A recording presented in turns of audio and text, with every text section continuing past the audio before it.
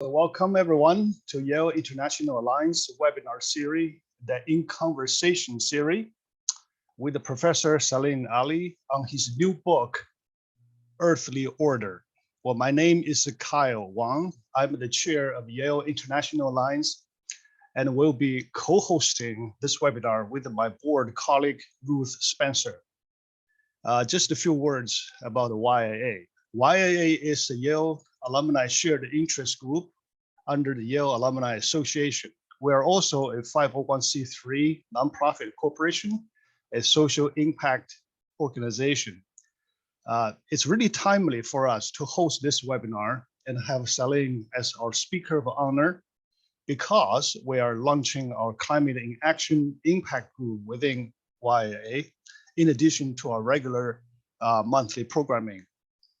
It is our hope that Saleem's thought leadership presented in his new book, Earthly Order, will guide YAA's work in environmental education and the field project development for climate mitigation and adaptation.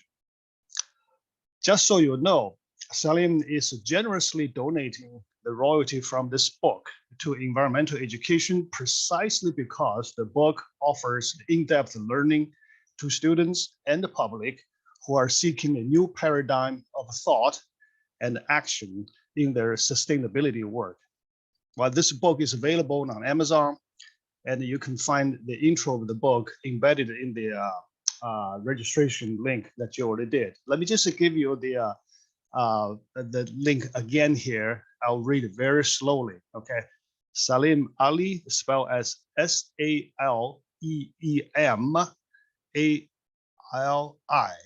Saleem, that's one word, .net / product / earthly order. That this now you won't get lost. Now it's my honor to introduce our guest honor, Professor Saleem H. Saleem was born in New Bedford, Massachusetts, but grew up in Lahore, Pakistan until his college years, receiving his bachelor's degree in chemistry from Tufts University and his master's and PhD in environmental policy and planning at Yale and MIT respectively. He is a board member of Yale School of Environment and the Yale Alumni Shared Interest Group, Yale Blue Green. He currently holds the Blue and Gold Distinguished Professorship in Geography and Spatial Sciences at the University of Delaware in the United States, and is Honorary Professor at the University of Queensland in Australia.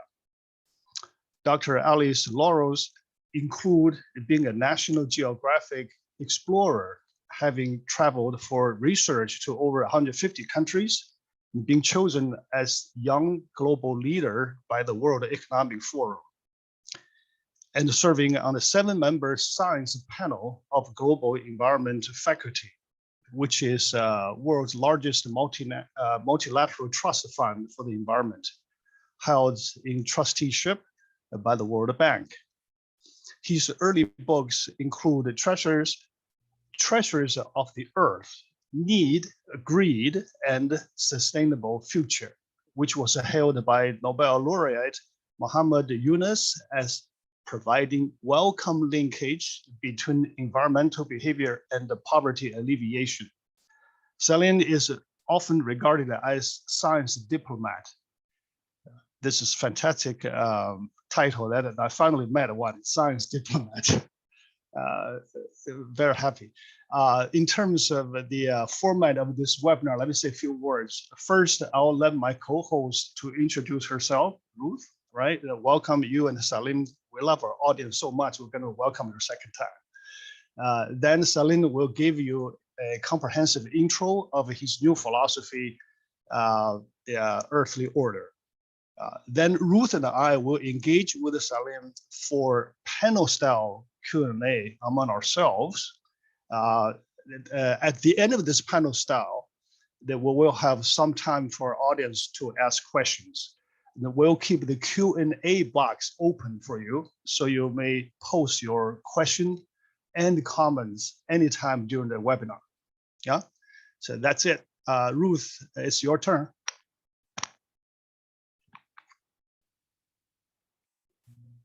Unmute Ruth, sorry. Ruth, Ruth, you're muted. Ruth, you're muted. Hold on. Thanks, Kyle, for the introduction. My name is Ruth Spencer. I am from the Caribbean island of Antigua and Barbuda. We at Yale International Alliance welcomes you, our global audience, to Professor Saleem Ali's book talk. The world has entered a critical decade, and we at the Yale International Alliance are building partnerships and collaborations to combat the disastrous effects of the planetary crisis of climate, biodiversity loss, land degradation, pollution, and waste. The scientific community maintains that crisis has exceeded the limits of planetary safety. We are not on a pathway of sustainability, and it requires all of society approach. People around the world have been talking on the streets, on the airways, asking for governments, companies, and their communities to take action to find lasting and sustainable solutions. Many of the local and global targets, including the SDGs, may not be met, for governments cannot do it alone.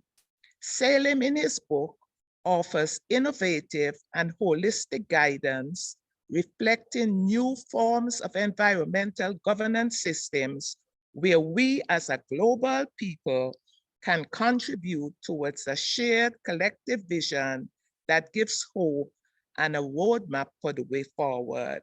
We want the passion for action that the Yale International Alliance brings to global issues to inspire and motivate you to actions. We cannot do it alone.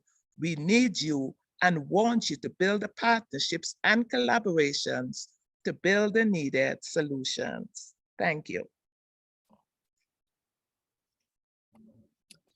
Great. Thank you so much for this opportunity, Kyle and Ruth and Peggy and the Yale International Alliance for giving me this platform. I'm going to now share a quick PowerPoint presentation with you, and I'll try to make it brief. The book is quite panoramic in its coverage, and it'll be hard to capture everything in 20 minutes.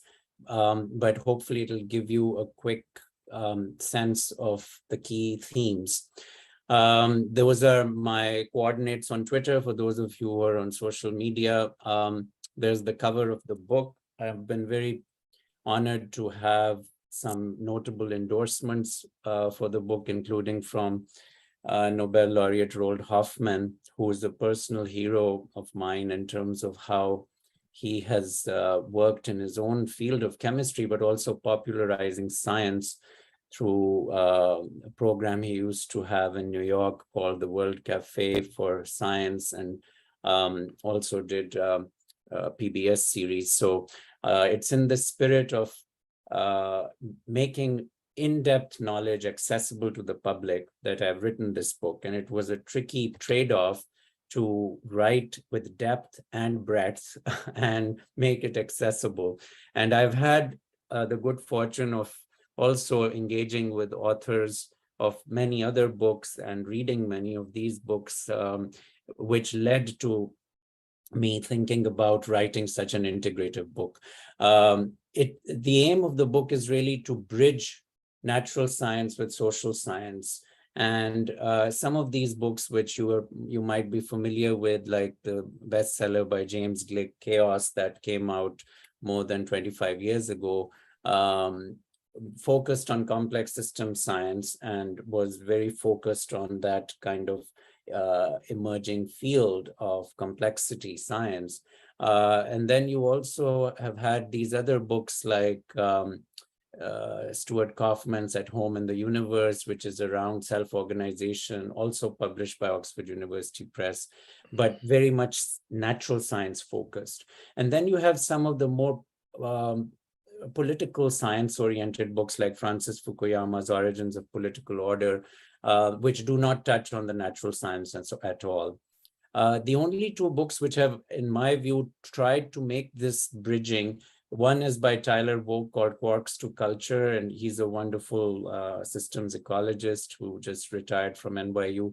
And he has actually very kindly written a really nice endorsement on Amazon. If you go to the Amazon page for the book, Tyler Vogt has written an endorsement there, apart from the other ones on the publisher's site. And then the other book, which has tried to make this bridging connection, and I think done it quite well, is Jeffrey West's bestseller, Scale. But the way in which Earthly Order is different from these two books is that it goes to the next step of trying to then make complexity science and this bridging between natural and social science more relevant to sustainability discourse. Very focused then on applying some of those lessons to planning for a more sustainable future. And so that's why I feel that this book provides a contribution that builds on some of these earlier works as well. So the goals of the book are threefold. It's basically providing the sense of foundational knowledge of Earth systems and what I call ecological literacy. It's also trying to provide that harmonization of these interdependencies between these fields, and then also suggesting ways in which we can harness that knowledge for sustainability outcomes.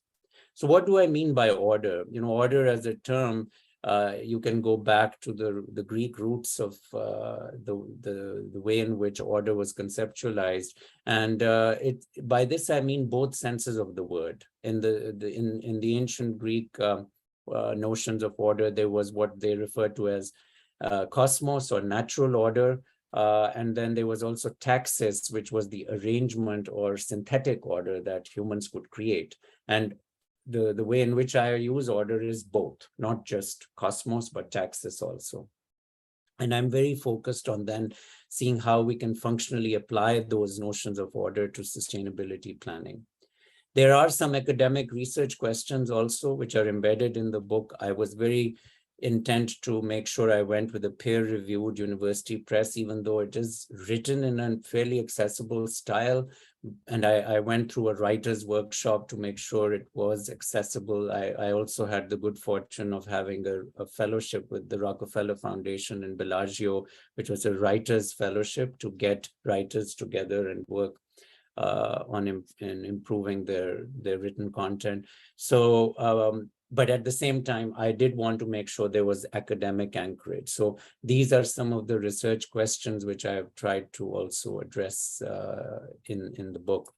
And specifically, I would say that the question 4, considering the constraints that come about from physical laws of nature in developing these systems for planning, that's the core goal of the book, and hopefully it can be helpful for policymakers and business professionals too. In fact, one of the endorsements I got for the book was from the chief environment officer of Microsoft Corporation, Lucas Joppa, who also felt that, you know, this is something corporations should be thinking much more so of in terms of a systems approach to business development.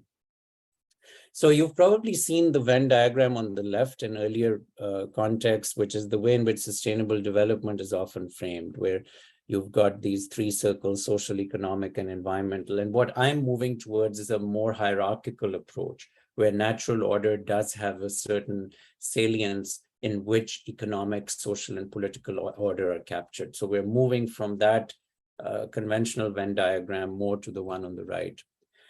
The other aspect of this is also thinking through order and disorder from the notion of what is predictable and what is unpredictable, and differentiating complicated from complex, which is a key feature of complexity science. That we do have with complex systems, there is a certain unpredictability. There is this notion of emergence. There are certain structures and laws which are followed, but there can be multiple pathways and multiple futures. And that's a very important theme in the book, that if we want to plan for a more sustainable future, we have to move away from the conventional notion of world order, which was considered a very linear approach, to earthly order, which is a much more integrative and emergent approach. The other aspect of this is considering the differences between complexity and entropy, or in physics, what was a term that often is equivalent to disorder is the term entropy. And this is just a simple diagram to show you that while there is a relationship between the two, it is not exactly congruent. And that as you increase entropy in the universe, you can get emergent complexity, and that complexity can then decrease over time also. And the usual example is often given by popularizers of sciences. If you mix coffee and milk, initially you will get a certain level of increase in complexity and entropy. But then afterwards, when the milk and the coffee get homogenized, the complexity goes down, but the entropy still stays high, because it's the level of disorder within the molecules that have dissipated within the system. And so the book tries to go into that level of foundational detail in the first part. Then it's divided in 3 parts: natural order, social and economic order, and political order. But then it moves into very accessible areas as well. Also, when we're thinking about natural science versus social science, it's important to keep in mind that and this is from John Barrow's work, the late physicist at Cambridge, and he laid out the different ways in which we can think about complexity and how well we can define complexity in terms of equations, and how certain can we be about equations that actually are representative of reality. And with social sciences, of course, you have very high complexity and very high uncertainty. And so that's why when economists come up with models, they may look very elegant, but they're often not very accurate because of this aspect of complexity versus the way in which it can be defined. But there are areas where, like in weather patterns, you can have very high complexity, but there is much greater certainty about the way in which the equations define the way meteorological systems work. And on the other hand, you can have low complexity and very difficult equations. Like right now, we do not have an equation for quantum gravity, which reconciles Einstein's theory of relativity and quantum mechanics. And so even though it's conceptually fairly simple, right? You have the 4 fundamental forces of nature, and 3 of them work together well in terms of equations with quantum mechanics, but the 4th one, gravity, does not. But we have not yet been able to reconcile those. So that's also the sort of the larger picture that we're trying to draw. Now, when we think about this in terms of sustainability, one of the ways in which it's been played out is with this notion of planetary boundaries and social foundations. So the planetary boundaries are the ones which are more natural science determined. And you can think of them as an ecological ceiling. This comes from the work of Will Stephan and Johan Rockström. And then later on, Kate Raworth, who is an economist at Oxford, she said that basically we cannot just plan for sustainability with the natural parameters, because humanity needs some basic social foundations of survival and quality of life. And even if we have to sacrifice some of the ecological factors, we need to be able to consider those. And so she came up with this notion of what they call donut economics, which is that you have the ecological ceiling and the social foundation, and the safe operating space for humanity is within the green donut. The red is showing you places where we have overtaken what are considered these planetary boundaries. It's a controversial concept, the planetary boundaries, because some scientists feel that humans are adaptive and that we are able to figure out some ways of dealing with these boundaries. And so if it's a boundary in terms of how do you define it in terms of survival of humans, of other species, extinction can be natural, extinction can be anthropogenic. So it is controversial, but it's been a very good planning framework, which now is being used by the United Nations, in fact, And even cities are using this concept. Amsterdam is using it for planning purposes by defining their ecological scening and social foundations.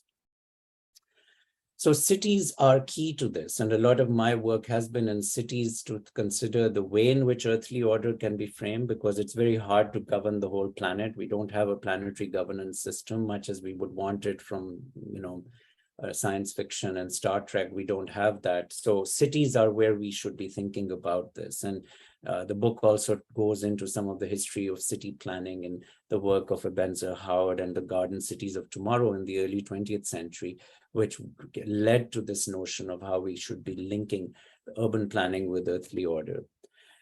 With capital too, there are different ways in which these 5 different forms of capital have been considered, natural capital, financial, human, social, and manufactured capital, and then various ways in which we should look at these layers. And so this is also another way in which the book goes into this area. Another concept is panarchy cycles, and this goes to the work of Gunderson and Holling, where going back to the Greek god of nature, Pan, who had this kind of paradoxical personality in Greek mythology, where there's disruption, and the term panic comes from Pan also. So he has a disruptive tendency. He's half goat, half human, and the panarchy cycles build on this kind of constructive destruction, which people talk about also in economics. And these are the ways in which these panarchy cycles work, is you have these processes of emergence and the reorganization, the release of the system, and so on and so forth. And unfortunately, I don't have time to go into this, but this is just to give you a teaser. This is a very useful framework to think about how emergence and order comes out of chaos in planetary systems like this. Also, with sustainability, we need to think through, there are these 2 notions of sustainability, weak and strong. Strong often is referred to in terms of replenishment of natural capital on human timescales, like growing a forest and so on. But there is this notion that certain areas of resource exploitation, like mining, which may not be renewable on human timescales, they can still lead to other forms of capital generation which are sustainable. So those of you who live in the West Coast, for example, and Silicon Valley, that's an example of how weak sustainability led to what may be deemed a sustainable economy in the long run. So San Francisco had its origins in the gold rush, which was a non-renewable resource, but it converted natural capital to financial capital, and that capital led to establishment of universities. It led to the establishment of a service economy, which might not have been possible without the initial exploitation of the extractive industries. And so that is the notion of weak sustainability, where there's this kind of a trajectory where natural capital converts to other forms of capital, which then in turn can be more sustainable. The book also looks at risk, because risk is a very important way in which we organize planetary systems and think through them. And this is actually going back to the work of Yale professor Charles Perrow, who was a sociologist at Yale and very beloved faculty member at Yale. And I had the good fortune of interacting with him when I was there as well. But he wrote this very famous book, Normal Accidents, which looks at how we internalize risk, and risk becomes part of our planning horizon. And in this diagram is kind of laid out the different levels of complexity and coupling, and how risk of different kinds of technologies fit into that. Coupling is where two entities are closely linked, just like a chain, is coupled, and how tightly they're coupled defines how flexible the system is going to be. And that flexibility is in turn ways in which we can respond to risk. So this is part of the book, also goes into issues like nuclear power and so on, which we can maybe discuss later. The final part of the book is on political order.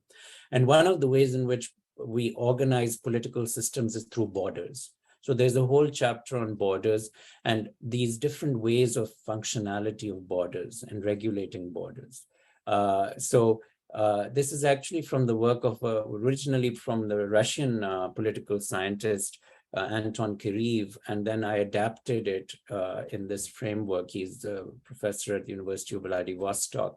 And one of the tragedies of this current war is, unfortunately, that a lot of Russian science is now not able to be mainstreamed with, discussions and so on with other colleagues around the world.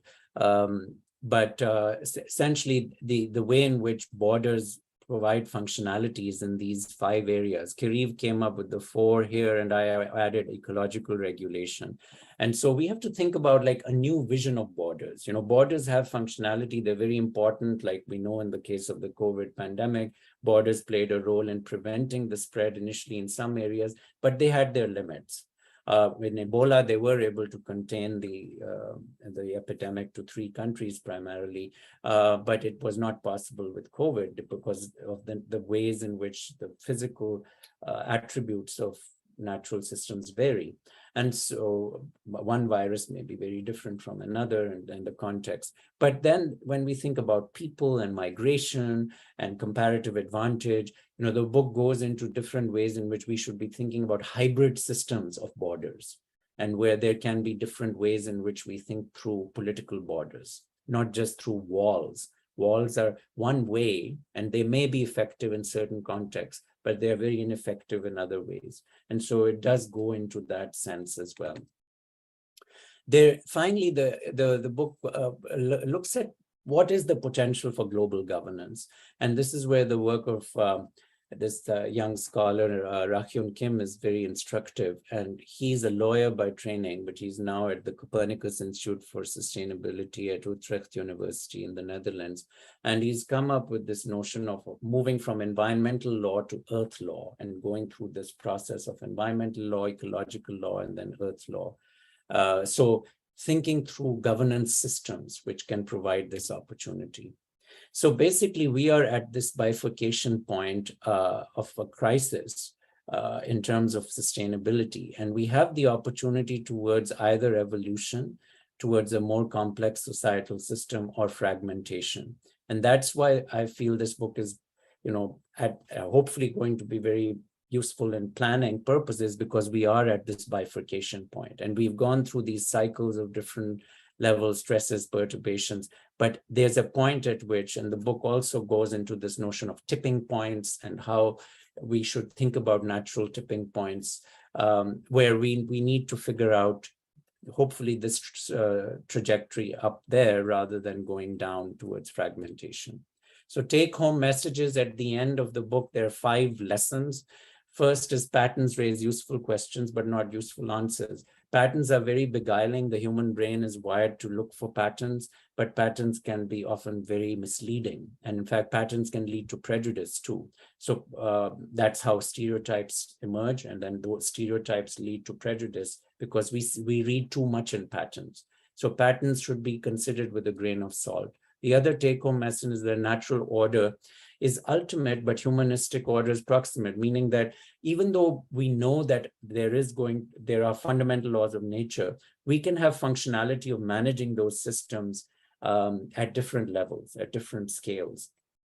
And that's how we should approach it. We have the ability to multitask and approach social and natural systems together. Transitions are often not reversible in complex systems, a very key point.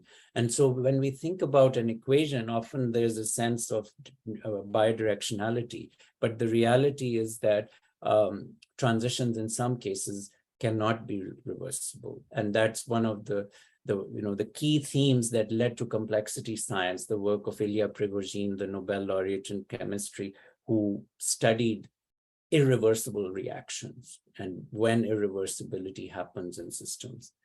Tipping points can be, I talked about tipping points in some of the negative sense, but tipping points, the other lesson is there can be also a positive sense that you could get to a situation in complex systems where the tipping point leads to accelerated order rather than disorder. The emergence of life is an example, where a certain tipping point was reached when self-organization happened in the origin of life.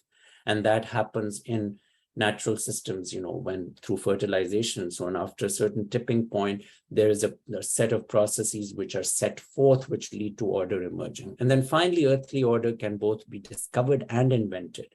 I'm not an anti-technologist. I do feel technology has the ability to invent order, which can certainly complement our approaches moving forward. And that's a huge debate in sustainability discourse, the role of technology. And there are many scholars who feel that technology is too beguiling and that it can lead us to certain levels of entrapment, where people are not going to reduce consumption and so on. But I have a very pragmatic approach to it. I feel that in democratic systems, you cannot completely control consumption behavior. So the only way out then for us is to bring in technology. So it's that trade-off between individual choice and what we are able to then manage in terms of sustainability. So a one sentence punchline of the book to finish off: to meet contemporary challenges, we need to meaningfully connect political notions of world order with natural constraints of what I call earthly order. So I will end there with this coda and over to Kyle.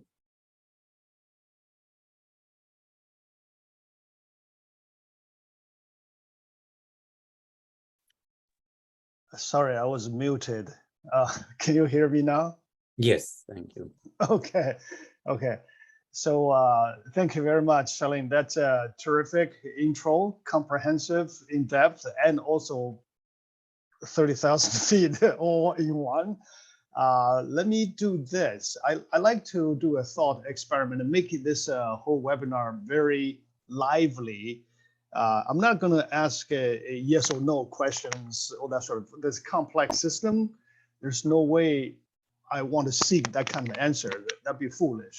I'll just pick one of your coda, the slides. Basically, Frank Herbert, who says, deep in the human unconscious is the pervasive need for a logical universe that makes sense. But the real universe is always one step beyond logic. So you made that very clear. That was very good. So I want to pick that up and start to go further.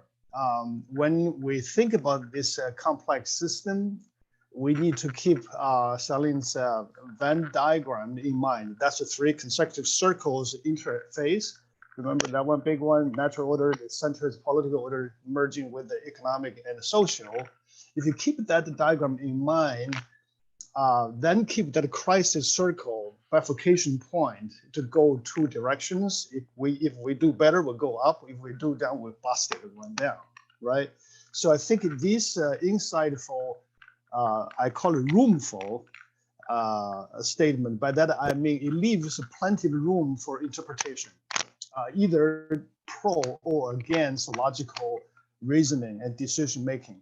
Now, we humans, by and large, not logical, not rational over tens of thousands of years. I'm not talking about you, individual, us. We can be very, very logical, but as a species, we're not. We're just not. And we have been always learning by doing and rise from setbacks and pains. But because this particular moment we're in our history, the tipping point for us to bounce back ecologically and existentially appears to become more and more remote. Now, I'll set the stage from now. Bear with me a little bit. Yeah, I'm going to build the stage brick by brick. So the Q&A box is open for all of you. It stimulates your thinking and comments and questions of what I build the stage. So on the stage, Saleem and I and Ruth, we're going to talk about these things. Okay. Say, imagine quite likely, I'm not talking about it definitively, quite likely scenario we face in the next few decades, starting from today, all right? Disrupting all the orders we're talking about in the diagram. First of all, first break, the worldwide recession, 2023, yeah, causing the economic disorder. Then the second one, the war in Ukraine triggers a new type of world war, and everybody's involved, but it's different from the Second World War we know of it. Now, this time, the multi-regional conflicts might occur. So the order all over places. But even this, in my mind, is a weather pattern type. Small thing, still small. The climate pattern, bigger picture is that the long-term bipolar world is emerging because due to United States and China's inability to avoid the Thucydides trap, yeah, causing the prolonged worldwide economic crisis. So the second brick, not the third. I'll put a couple of bricks that build the bridge. Now, then the major change in the global economic order, because this mess I just named, forces the world into more and more value-based and less rule-based social and political order. For example, you have a democratic value, and the other person has an autocratic value, and I have my father's value, right? Tribalism is flourishing everywhere, and the fake news is readily made available, even believable. The earth become flatter. All these things, it's already, we can sense it, right? Day to day. Now, what happens when a value-based world becomes reality? That means there's no common set of rules for all values to adhere. I would say, what happens? Imagine a much weakened United Nations, WTO or WHO or G20, G10, all that. And these institutions that we view as guardians of our daily life and the rule we go by now become less relevant in the, on the world scale. They imagine a G0 world. Okay, that is a stage I built. Not very pretty, but it's real. Now we see it. You still keep the Venn diagram in mind, then view the stage. Now the discussion subject for three of us or whoever want to join, be great. What should be our posture to survive and even thrive in this? Human being always thrive through this, right? What's rather, and will there be Saleem you call it the anti-fragility element or even spiritual resilience to emerge from adversity, poverty, and to provide solace, comfort, and even well-being. Yeah. So I mean, I think the stage you have built in terms of these multiple crises and leading to a sense of despair is one where you have to diagnose why that we have come to that. And my diagnosis is we've come to that because even though we have now the means to understand a lot of the natural systems, which are the ultimate dependency we have not been willing to raise natural systems to political discussions at what we call high politics. Environmental issues have always been low politics. It's basically environmental issues come up when, okay, we have pollution, we have a problem. It's very symptomatic. We go and we make the Clean Water Act, we make the Clean Air Act, and we solve the problem. But we don't have a systems approach to dealing with the dependency between natural systems and social systems. And that's why we keep running into this problem. So for example, with reference to the military industrial complex right now, which we are dealing with wars, the US Department of Defense publishes various reports on their climate footprint, how they're reducing their climate footprint, they're becoming a greener military. In many ways, that is a very symptomatic response, right? They're not looking at the fact that why on earth are like the larger context of these operations, how much are they needed and how much are they? And so that is not going to dawn upon them or the Russians or anyone, because the modus operandi is we have to, we have a certain other political imperative. That's why I talk about borders, for example. If you think about the Ukraine conflict, if you become ossified in a notion of borders, you will not be able to resolve it, really. because only then you won't be able to resolve it through peaceful means. The only way, if you have an ossified notion of borders, the only way you will resolve it is through military victory, which will have a huge ecological cost. So if you really want to have a hybridity approach where you bring in natural systems, so you ask the question, well, in the Ukraine conflict, what were some of the ways in which there was intersectionality between natural systems and social systems? And there were, for example, that there was the Dnieper River, which was one of the reasons why, in the case of Crimea, the canal was built by the Soviets to irrigate Crimea. And when the Russians invaded Crimea and took over that, Ukraine cut the water going into Crimea. And Putin used that as propaganda to actually escalate a lot of the rhetoric in Russia, saying that, look, what the Ukrainians are doing is ecocide, it's genocide. And, he's using all of those very evocative, horrible approaches. Of course, he's extremely paranoid and misguided, but you can see where that is coming. And if we had even actually during that period, the Russians took Ukraine to the European Court of Human Rights over it, but the whole process was not really followed through. No one paid attention to it, and in the larger scheme of things. And so now we have a conflagration, which is out of control. Mm-hmm. If we look at it from a much more earthly order perspective, rather than just a world order perspective, there are solutions. And I'll put in the chat a recent article I actually wrote, a short article on Medium, which is about how we can resolve potentially this conflict if we had a more earthly order approach. And I give very tangible examples. It's not like theoretical stuff. I've been to Odessa, I've been to Ukraine, I've been to Russia as well.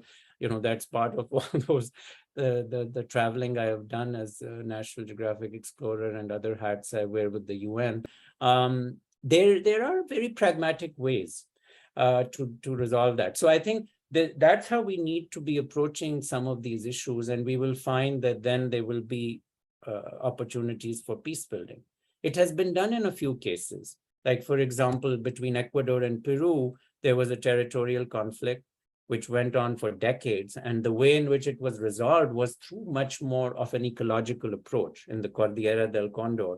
The US and Brazil helped to mediate a peace agreement between the two. It was a border dispute. And they said, look, this is such an ecologically special area. Let's figure out a way to manage it collectively for natural resources and conservation. And it led to a peace agreement eventually, which was directly linked through an ecological management approach. So I think that's the way we should be thinking through this. You mentioned the words human and environmental relations during the time of crisis. It can be transformational. Mm-hmm. I think if I get right, yeah. So you stated in the conclusion of the book, the reconciling orders, what type of a transformation can we or should we anticipate? I mean, right now, what I see is people more and more driven to their own values rather than the common set of rules. When the value, my values are taught by my priest or by my, my teacher or my guru, then your values are. With that type of a distraction, so-called, division, how do we? Well, that's where my argument is that we need to move away from what I say environmental awareness to environmental literacy, and we don't have. Most people do not have foundational knowledge about these constraints. Certainly, our politicians don't. And we need something similar to what happened in the 19th century with health awareness on certain issues like germs, how germs spread. There was a transformational shift in how people started to think about hygiene because there was a recognition that this is how diseases were often spreading.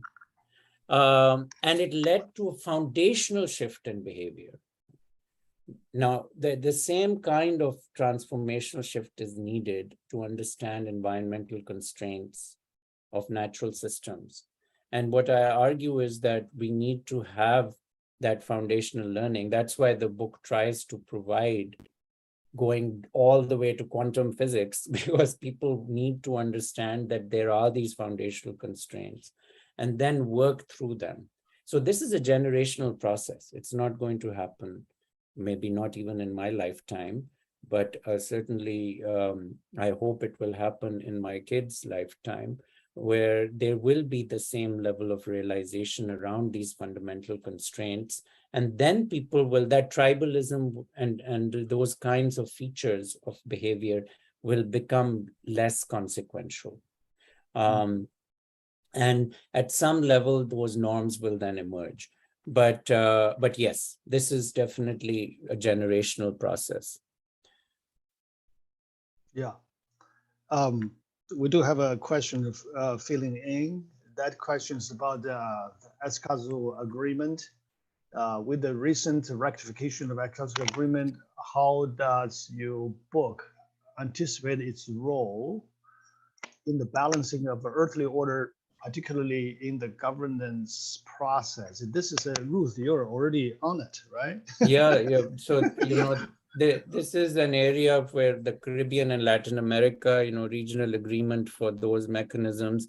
And, we have the European Union too. A European Union is a prototype in many ways for Earth systems governance at a regional level, because environmental laws in the EU are very streamlined. There's very much, a connectivity around reconsidering borders around that. Unfortunately, during the recent migrant crises and other things, that was eroded a little bit, but there is a Schengen Treaty in the EU and all. But maybe Ruth, you may want to comment on that in terms of Latin America and the Caribbean and how you feel that is playing out. I want to make sure we get your wisdom here as well. I kept saying it took 29 years for this principle 10 to come into force. 29 years. This was mentioned at the 1992 Rio Summit. And I keep saying, what if it had happened before? Would we be in this state of global crisis? But at least we have it. And the Escazú Agreement is so powerful for local people. It gives them a voice in decision making. And those vulnerable groups that were left out, like the indigenous peoples, they have their own system, their governance systems, even for the global biodiversity framework. They don't want their lands to be considered as protective areas or conservation areas. They have their own governance systems and they want to maintain it. And so the Escazú Agreement allows us for that inclusion, that participation. And I think it's gonna do so much for our tragedies, our crisis going forward. So thank you for that question. And let's work towards building these partnerships, these collaborations. This is what's gonna bring about the transformational effect. And Saleem, I know you are in a lot of science policy processes with the Jeff, and the Jeff Small Grants is doing a lot to empower the local groups. It's a steady stream of funding for countries that focus at the local level. And if we can mobilize more resources for local solutions, we talk about climate solutions, we have community-based solutions. And if we can showcase these as solutions at the international level, I think we're going to be on our way forward. Thank you. Indeed, yes, absolutely, Ruth. With the Global Environment Facility, which is this trust fund that was set up after the Rio Summit, it is about $1 billion a year, which in the larger scheme of things is quite small when we think about the amount of expenditure in military and other uses globally. But it has had a huge impact, no doubt, in those areas, and it's specifically focused on developing countries. And our science panel, we are tasked with reviewing all the proposals that developing countries submit to improve their compliance to environmental treaties on their merit in terms of their scientific merit, basically. So all of the proposals over $2 million, we review for their scientific merit. And the 7-member science panel, of which I am a member, we have been tasked with that role. And this is an example of clearly soft power, at least in terms of donors helping out. I think what we would need is now to move to the next level. And in the case of the Escazú Agreement, one other feature which is perhaps unique is that it has provisions on the rights of environmental defenders, which in Latin America and Caribbean has been a huge problem, is that a lot of environmentalists have been killed. And targeted killings of environmental defenders has become a huge challenge in Latin America, in Colombia and many parts of the region, Brazil and so on as well. So, but this is the real issue, is that we need social activism, but we also need solution-based social activism. On the environmental movement, of course, has done a great job in raising awareness, but what I feel is, again, they have not moved the needle to that full level of environmental literacy, where then they come up with solutions and understand constraints. So for example, right now, one of the areas I work on is extractive industries and environmental and social planning for extractive industries development. And this is where I think the environmental movement also needs to recognize some of the fundamental constraints we have to work with. So if you're not going to have minerals and metals, we are not going to have electric cars.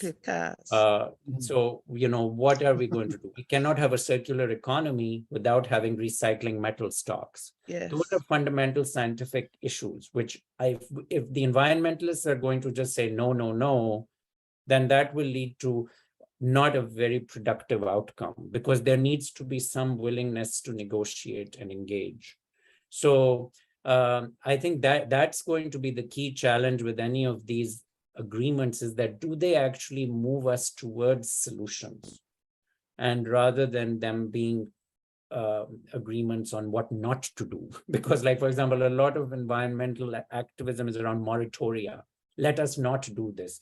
Let us have a moratorium on this, rather than saying, okay, now how do we plan for a future, knowing the constraints that are there in terms of the material energy nexus, in terms of individual choices and behaviors and the constraints we have in terms of how much can we regulate, right? So that would be, I think, a way forward. And the book provides some ideas on that. Wow. Wonderful. We have some really good pathways. Ruth, do you have other questions, or audience, whoever have a field question coming in? Ruth, do you, or you don't? I can share some more. I like the idea of, even though it's an idea, this tipping point, because if we're at that stage, it's gonna force us, we have to take action. And sometimes I wonder if everybody understands, do the policymakers, do the politicians understand that the decisions that they make can force us to those tipping points?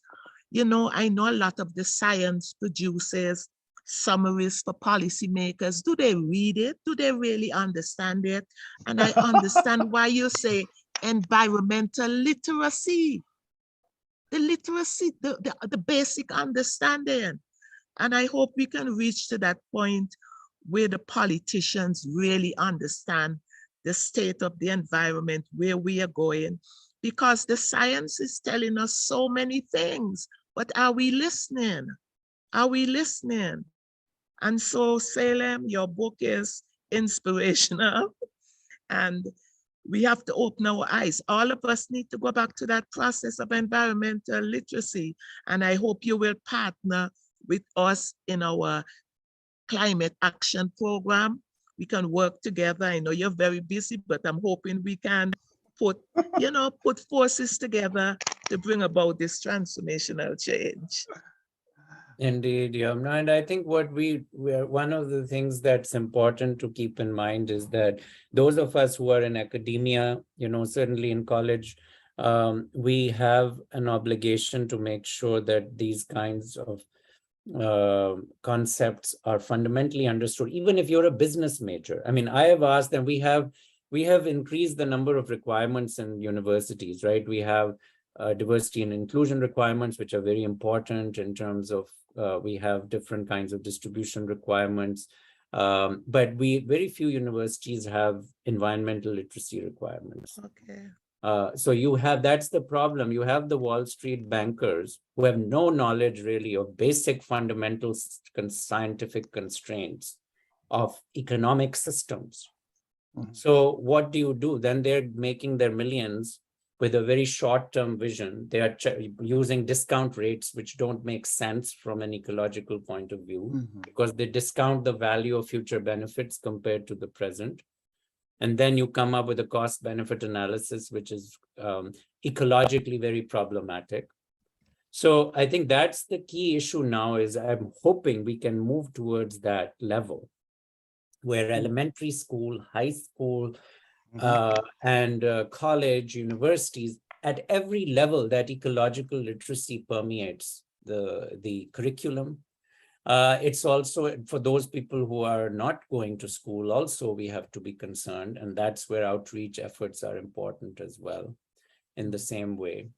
So that's where we would be able to, but as I said, it's a generational process. It will take time to do, but the real problem there is we don't have too much time with some of these particular indicators. Exactly. And so that doesn't mean the planet is going to become uninhabitable, but it will mean that we'll have a less palatable future than we might otherwise have had.